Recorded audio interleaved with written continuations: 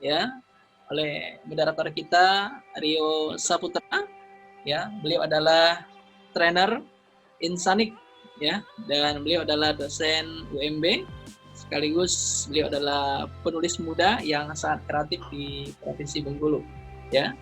Baik, Bapak Ibu, mari kita mulai acara. Kita sambut sahabat kita Rio Saputra. Kami persilahkan. Oke, Assalamualaikum warahmatullahi wabarakatuh. Waalaikumsalam warahmatullahi wabarakatuh. Alhamdulillahirrahmanirrahim. Segala puji bagi Allah Subhanahu wa taala bersama acara yang kita mulai sebentar ini diiringi turunnya hujan yang sangat deras. Mudah-mudahan ini tanda penuh keberkahan Allah Subhanahu wa taala. Amin ya rabbal alamin. Yang kami hormati ini dua orang super luar biasa, Profesor Dr. Widada NTB. Prof, selamat datang Prof. Juga Direktur LMT Trust Consulting sekaligus Ketua Yayasan Instant Malaysia Center, Bapak Ustadz Sari Gunawan MSI. Selamat datang Ustadz Sari Gunawan. Ya. Di sini juga ada banyak tamu-tamu luar biasa. Saya akan bacakan sedikit sebentar prolog kurikulum vitae Profesor Dr. Haji Wahyu Widada. Beliau lahir di Gunung Kidul, Bapak Ibu sekalian, 6 Maret tahun 1969, SD sampai SMA-nya di Gunung Kidul, Yogyakarta. D3 Matematika, lulusan terbaik di Universitas Bengkulu tahun 91. S1 Pendidikan Matematika, lulusan terbaik lagi tahun 94 di Universitas Muhammadiyah Bengkulu. S2 Pendidikan Matematika, lulusan tercepat dan terbaik tahun 99 di IKIP Surabaya. S3 beliau Pendidikan Matematika, lagi-lagi lulusan tercepat dan terbaik tahun 2003 di UNESA Surabaya. Best Achievement yang beliau pernah raih, loncat jabatan akademik dari lektor ke profesor diraih 1 Juli 2005. Tepuk tangan dulu, applause buat Profesor Dr. Wahyu Widada. Masya Allah, luar biasa. Profesor Hidayah akan memberikan keynote speaker pada kita. Kami berikan waktu 15 menit, Prof. Silakan, Prof. Baik. Terima kasih. Assalamualaikum warahmatullahi wabarakatuh. Bisa didengar ya suara saya ya? Jelas. Alhamdulillah. Syukur alhamdulillah pada kesempatan malam hari ini kita semua masih diberikan kesempatan oleh Allah Subhanahu wa taala untuk berjumpa meskipun dalam platform Zoom meeting ya, tapi ini adalah sebuah perjumpaan yang luar biasa bagi kita semuanya. Semoga hal semacam ini terus bisa kita lakukan. Selamat beriring salam, semoga Allah selalu curahkan kepada Nabi besar Muhammad SAW. Saya sangat gembira dan berterima kasih sekali kepada Ustadz Sari Gunawan, kandidat dokter kita ya, yang mengajak saya sama Ustadz Rio, ini bentar lagi dokter juga ini.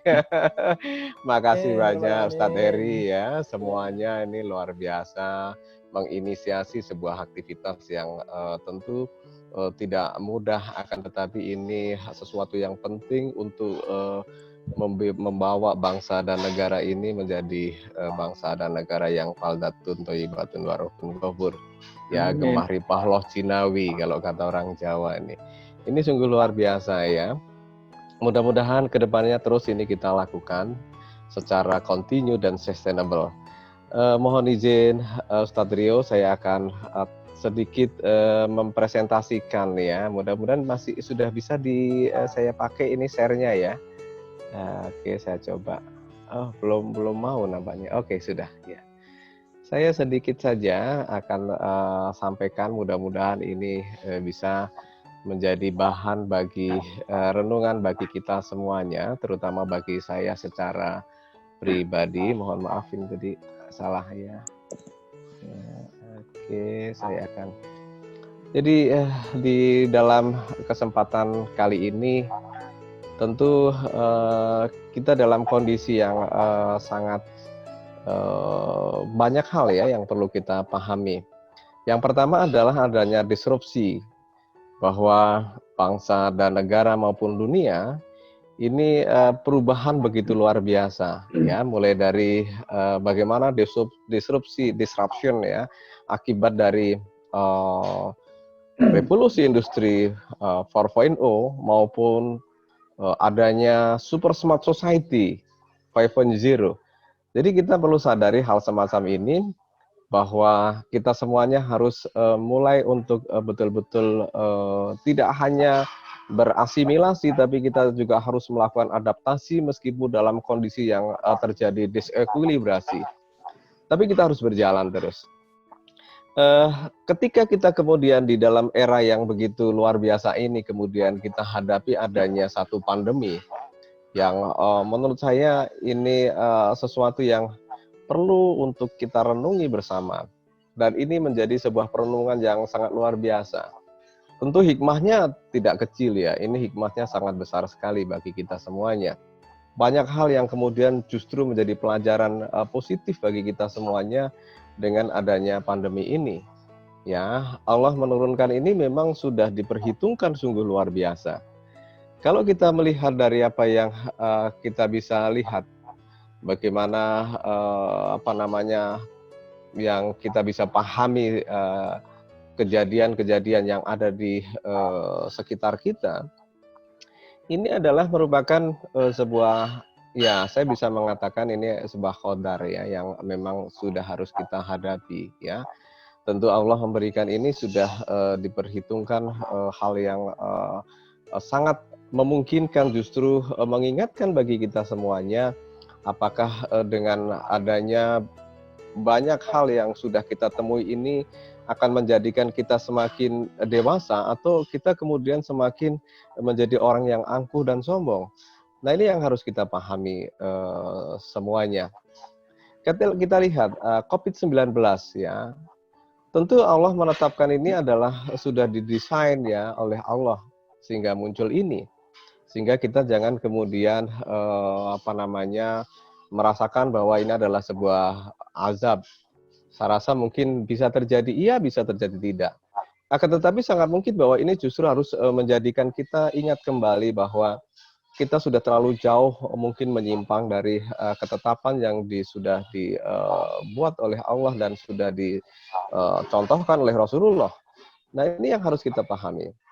Dalam surat Al-Qamar ayat 49, sesungguhnya Allah menciptakan segala sesuatu itu menurut ukuran. Ya, dengan demikian perlu kita sadari bahwa apapun yang kita terima, ini adalah sesuatu yang sudah diperhitungkan oleh Allah dengan segala desain yang sudah sangat sempurna, ya. Dan segala sesuatu pada sisinya ada ukurannya, ya. Ini semua Allah sudah memperhitungkan begitu luar biasa, ya. Jadi apapun yang kemudian menjadi hiruk pikuk membuat kita kadang-kadang cemas dan segala sesuatu itu, memang itu sudah diperhitungkan oleh Allah. Ketika kita tidak ada kecemasan, maka sebenarnya kita sendiri sudah orang yang sangat sombong, ya kan gitu ya. Maka hal yang diberikan kecemasan kepada kita membuat kita kemudian mengingat kembali bahwa kita ini adalah sebagai makhluk yang sangat kecil, yang tidak ada daya upaya selain apa yang diberikan oleh Allah kepada kita semuanya. Al-Furqan juga mengatakan, ya, seperti dalam maknanya, yang kepunyaannya lah kerajaan langit dan bumi, dan tidak mempunyai anak, dan tidak ada sekutu baginya dalam kekuasaannya, dan dia telah menciptakan segala sesuatu, dan dia menetapkan ukuran-ukurannya dengan serapi-rapinya. Ini adalah sebuah penciptaan yang sungguh luar biasa, dan kita harus sadari akan hal itu. Padahal kalau kita melihat ya, ukuran dari virus COVID-19 itu adalah bukan hanya kecil, sangat mikro dan super mikro ya, kecil sekali. Akan tetapi kemudian siapapun, sehebat apapun yang sekarang mungkin kita katakan ada tentara yang mungkin menakutkan seluruh bangsa dan negara yang ada di muka bumi ini pun takut dengan virus yang sekecil itu. Itu perlu kita sadari gitu kan, bahwa yang skala begitu besar, sombongnya begitu luar biasa, akan tetapi dengan virus yang sekecil itu adalah dia pun sangat takut sekali ya. Nah, bagi kita semuanya, maka ini adalah sebuah hal yang harus kita syukuri adanya peringatan yang dibuat oleh Allah ini ya. Bisa jadi ini sebuah peringatan, bisa jadi adalah sebuah cobaan, atau bisa jadi ini sebuah azab. tentu bergantung pada sisi pandang dari kita semuanya, dan itu tentu Allah yang tahu mana yang sebenarnya diberikan kepada manusia di muka bumi ini. Ada sebagian adalah itu azab, ada sebagian itu adalah cobaan, ada sebagian adalah sebuah peringatan. Nah, kalau kita melihat dari ukuran saja, ya, kalau manusia kita sebut sebagai ukurannya adalah katakanlah sebagai ukuran tunggalnya atau satuan ukurannya adalah manusia, maka virus itu sangat kecil sekali, ya. Di antara 10 pangkat min 10 dan 10 pangkat min 5, sangat mungkin di situ adalah ada 10 pangkat min 7. Itu ukuran virus. Ya sekecil itu dibandingkan dengan manusia, tidak ada apa-apanya. Untuk melihat dengan menggunakan mikroskop elektron saja, kadang-kadang kemudian mungkin sulit untuk kelihatan, ya kan. Akan tetapi ini justru menghebohkan hampir seluruh bangsa dan negara yang ada di muka bumi ini. Oleh karena itu, marilah kita sama-sama kemudian sadari bahwa hidup ini tentu kita harus berikan sebuah pengalaman-pengalaman yang mungkin sudah terjadi di beberapa dekade, dan sekarang ini di era disrupsi ini tidak hanya sekedar virus, akan tapi juga era disrupsi ini menjadikan kita harus berpikir lebih mendalam lagi. Nah, kita lihat bersama-sama. Kalau dari skala ukuran yang ada tadi kan Allah sudah membuat dalam firman-Nya 3 ayat yang saya sampaikan tadi, semuanya adalah bahwa Allah sudah membuat begitu sempurna mendesain ukuran-ukuran yang ada di muka bumi ini. Kita lihat saja antara kemudian Mars, Merkurius, Pluto, Bumi dan Venus. Ternyata bumi paling besar di sini. Tetapi kalau kita kemudian melihat dari ukuran yang lain, ternyata bumi itu masih sangat kecil dibandingkan dengan Jupiter dan Saturnus, ya, Uranus, Neptunus, ya. Nah, sekarang bagaimana kalau kita bandingkan dengan matahari? Maka bumi begitu kecilnya, ya. Jupiter ternyata yang tadi begitu besar seperti ini, ketika kita bandingkan dengan matahari sangat kecil juga. Nah, bumi itu hanya sebesar titik di situ. Kemudian bagaimana dengan hal ikhwal dengan manusia? Bagaimana dengan virus? Tapi perlu kita sadari bahwa Allah SWT mengatur semuanya. Virus sekecil itu pun Allah bisa mengatur ukurannya begitu sempurna. Ya. Maka dari itu kenapa manusia kemudian masih bisa sombong, gitu ya. Nah, ini kita lihat dalam ukuran dari bumi saja. Itu titik. Ya, dibandingkan dengan matahari. Nah, sekarang apakah matahari itu adalah ukuran yang terbesar di tata surya kita? Ternyata tidak. Ketika kita melihat di sini, ya, matahari hanya sekecil itu yang saya tunjuk, Sun, Sirius, Pollux, dan ternyata masih jauh lebih besar Pollux. Nah, dalam skala ini, bumi invisible, bumi nggak kelihatan. Earth is invisible at this scale. Dalam skala ini bumi tidak kelihatan. Matahari segitu gitu ya. Arcturus.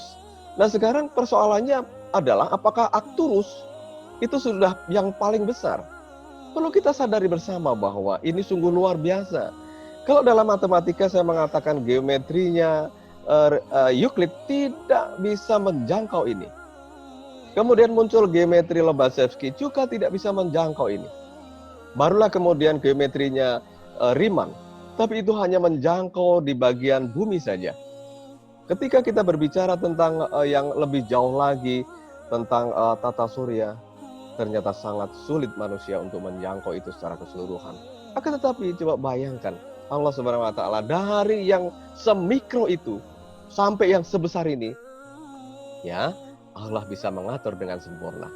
Kemudian kenapa manusia yang di sini dalam skala ini tidak kelihatan sama sekali? Hampir seperti dust in the wind, seperti debu di udara pun tidak, ya. Nah, sekarang pertanyaan saya, apakah Arcturus paling besar? Ternyata Arcturus itu belum yang paling besar, ya. Coba dilihat nih. Arcturus ternyata bukan yang paling besar, ya. Arcturus masih jauh lebih kecil dibandingkan dengan Rigel, dibandingkan dengan Aldebaran, ya, Betelgeuse dan Antares. Ini sungguh luar biasa. Bagaimana Allah mengatur semuanya ini, ya. Sehingga virus yang begitu kecil, sekecil yang sangat mikro itu, Allah semua yang ngatur. Dengan demikian, ketika kita percaya dan kita meyakini dan kita kemudian semuanya bertakwa kepada Allah Tuhan yang Maha Kuasa, kita tidak perlu khawatir dengan hal semuanya itu. Akan tetapi kita tetap waspada bahwa Allah terus memberikan kepada kita bahwa kita tetap harus selalu waspada, akan tetapi kita jangan mengkhawatirkan yang berlebihan, karena di dalam apa yang diberikan oleh Allah itu adalah semuanya bermakna bagi kita semuanya. Nah, dalam skala ini tentu bumi jelas sudah tidak kelihatan, sedangkan matahari saja dalam skala ini invisible, ya kan? Nah, kemudian Jupiter juga invisible. Bayangkan saja, ya. Dengan demikian kita bisa melihat dalam skala ini matahari kita hanya sebesar debu. Ya, dust in the wind, debu seperti debu di udara. Bayangkan saja bagaimana hal iqbal dengan bumi, bagaimana hal iqbal dengan manusia, ya kan?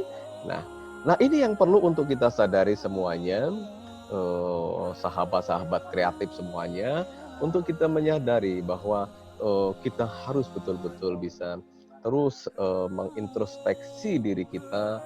Jangan sampai kita menjadi orang-orang yang sombong, yang congkak, yang angkuh.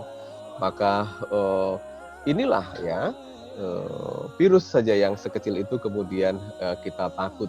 Dan kita belum bisa sama sekali. Coba kalau manusia bisa mampu untuk mengatur begitu besarnya benda-benda antariksa ini, manusia yang invisible, apalagi manusia, sedangkan dalam skala ini matahari saja invisible. Itu sahabat-sahabat semuanya. Nah, dengan demikian bagaimana hal iqbal bumi dengan 4 miliar manusia di permukaannya kalau begitu, ya? Nah, ini saya bisa katakan bahwa semuanya all we are is dust in the wind. Jadi kita semua ini adalah bagaikan debu di udara, sedangkan matahari aja dalam skala itu seperti debu di udara, apalagi kita. Oleh karena itu, sahabat-sahabat kreatif semuanya, mari kita terus mengintrospeksi diri kita dan selalu kita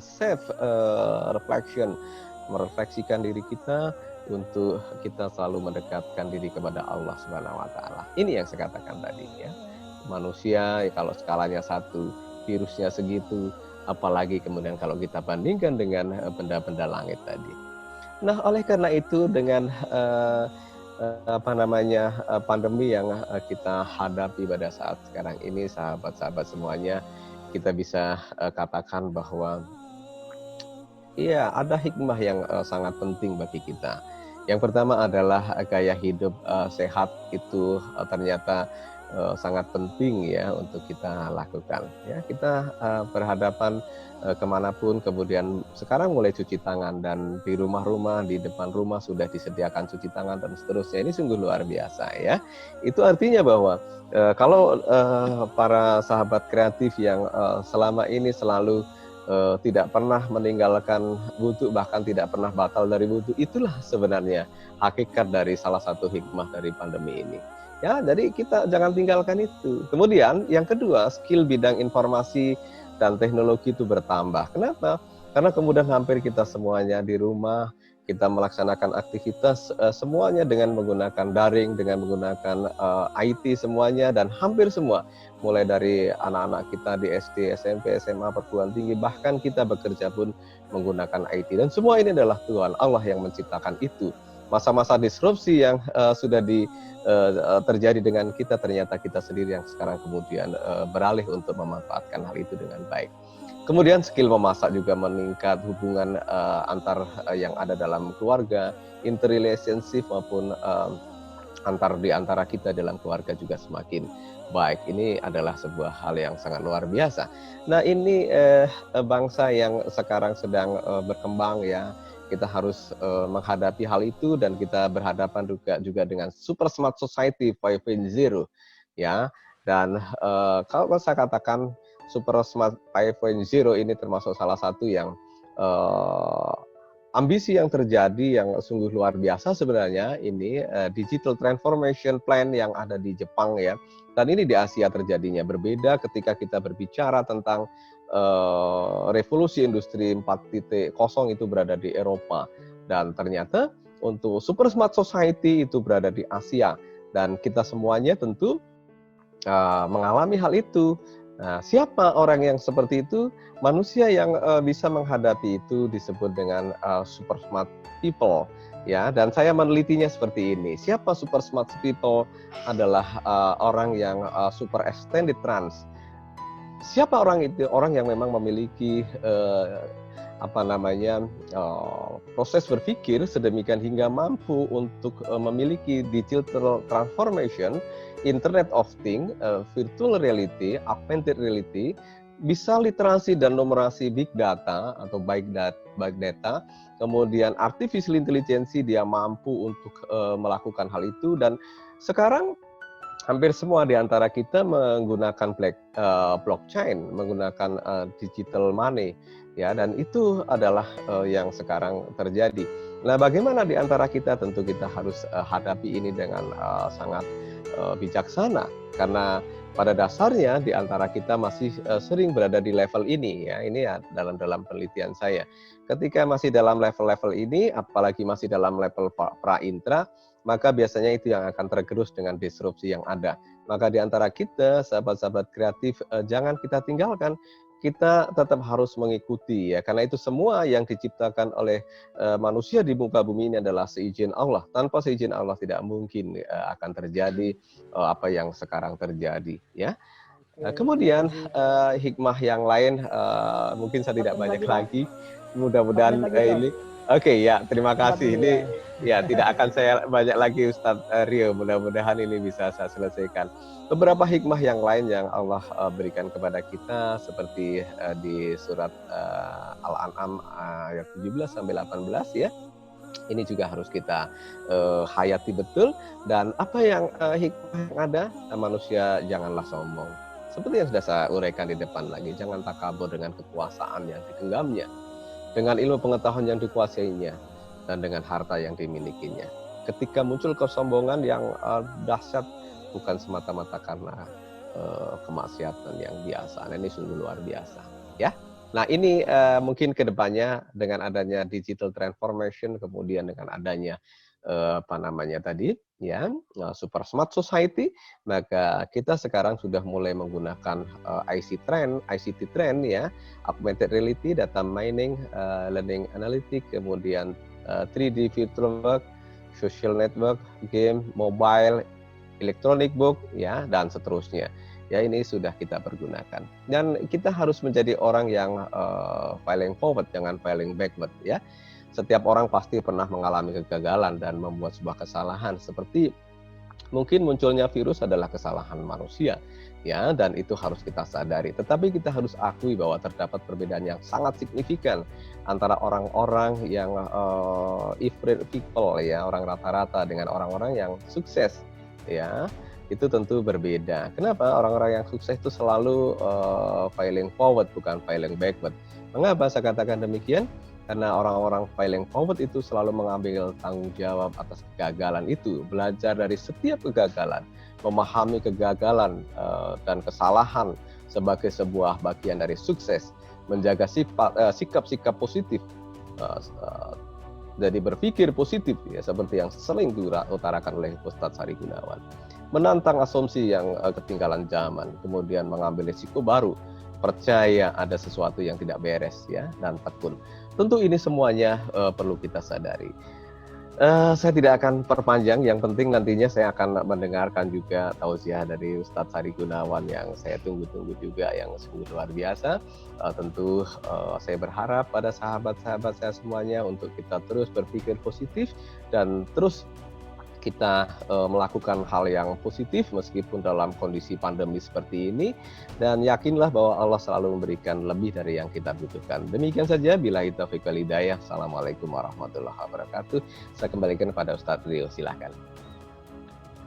Assalamualaikum warahmatullahi wabarakatuh. Terima kasih Prof. Ayu, banyak orang penjelasannya. Ya, menarik sekali apa yang dikatakan Prof. Ayu tadi.